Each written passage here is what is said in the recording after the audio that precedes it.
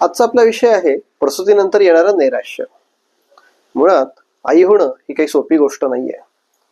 आज आपण कोल्हापूरमध्ये महालक्ष्मीला जगज्जननी अंबाबाईच्या रूपामध्ये पूजा करतो. मुळात ईश्वराची आईच्या रूपामध्ये पूजा करण्याची संकल्पना का सुचली असावी, याचं कारणच आहे की आई होण्याचे जे कष्ट आहेत ते अपरिमित आहेत.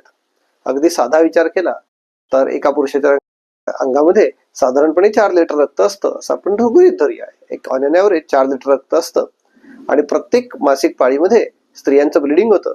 जन्मभर जर ते मोजलं, ब्लिडिंग जर एकत्र करून त्याची क्वांटिटी मोजली तर किमान 10 पुरुषांच्या अंगात जितकं रक्त असतं त्याच्यापेक्षा अधिक रक्त स्त्रीने फक्त मासिक पाळीत गमावलेलं असतं. म्हणजे आईचा त्याग किती मोठा आहे. आणि मातृत्व ही एक जगातली मोठी देणगी आहे. जगातील सगळ्यात सुरक्षित जागा कोणती असेल तर आईचा गर्भ, की जिथे कोणत्याही जगातलं कोणत्याही इन्फेक्शन, जंतुसंसर्ग सहजासहजी पोचू शकत नाही. आणि अशा आईचा उपकार आपण जन्मभर कधीच विसरू शकत नाही.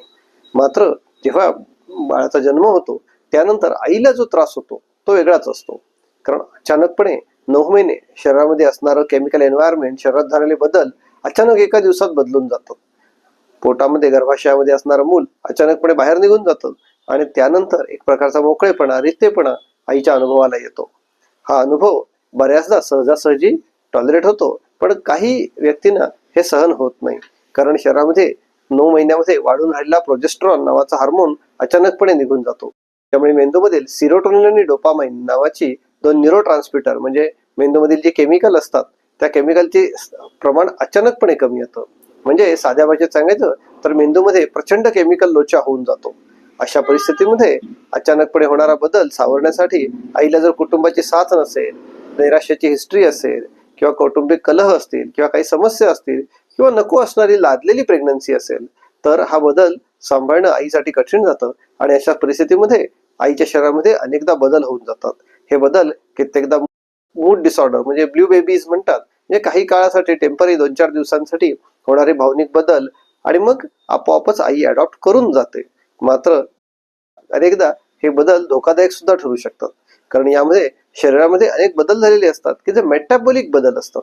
यातील एक वेगळीच समस्या म्हणजे अचानकपणे रक्तातील साखर कमी होणे, ज्याला हायपोग्लायसेमिया म्हणतात. साधारणपणे सकाळच्या वेळेमध्ये हा हायपोग्लायसेमिया जाणवतो. ह्या हायपोग्लायसेमियामुळे एकदम चक्कर येणे, रक्तातील साखर कमी होणे, कधी कधी मृत्यू होणे अशा पद्धतीची पण लक्षणे येऊ शकतात.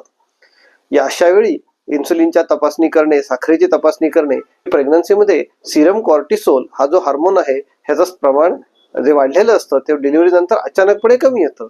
असा लो कॉर्टिसोल असल्यामुळे लिव्हरमधून पुरेशा प्रमाणामध्ये ग्लुकोनिओजेनेसिस म्हणजे अधिकचा ग्लुकोजचा पुरवठा होत नाही. अशा वेळी आईची साखर ड्रॉप होण्याची दाट शक्यता असते.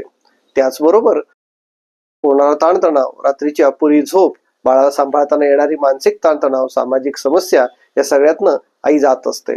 ब्लिडिंग झाल्यामुळे शरीरामध्ये आलेला प्रचंड म्हणजे प्रसूतीच्या वेळी झालेल्या रक्तस्रावामुळे शरीरामध्ये प्रचंड थकवा आलेला असतो. अशी दमलेली भागलेली आई जर हा बदल सहन करू शकली नाही आणि अशा वेळी जर कुटुंबाने जर तिला पुरेशा प्रमाणामध्ये साथ दिली नाही तर बऱ्याचदा ती पोस्टपार्टल सायकोसिस मध्ये जाते.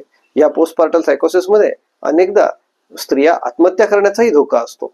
त्यामुळे हे नैराश्य वेळीच जाणून घेतलं पाहिजे आणि हे नैराश्य टाळता येऊ शकतं. यामध्ये औषधे, काउन्सेलिंग, योग्य निदान आणि होमिओपॅथिकची औषधे यांचा खूप मोठा वाटा आहे. त्यामुळे आईला सर्व कुटुंबाने आधार दिला पाहिजे. येणाऱ्या बाळाचं स्वागत करताना आईने सोसलेल्या त्रासांच्याकडे कधी दुर्लक्ष करू नये. सर्वांना एकच विनंती आहे की आईची काळजी घ्या, बाळाची काळजी घ्या. स्वस्थ माता, स्वस्थ परिवार. जगज्जननी अंबाबाईच्या चरणी नमस्कार. धन्यवाद.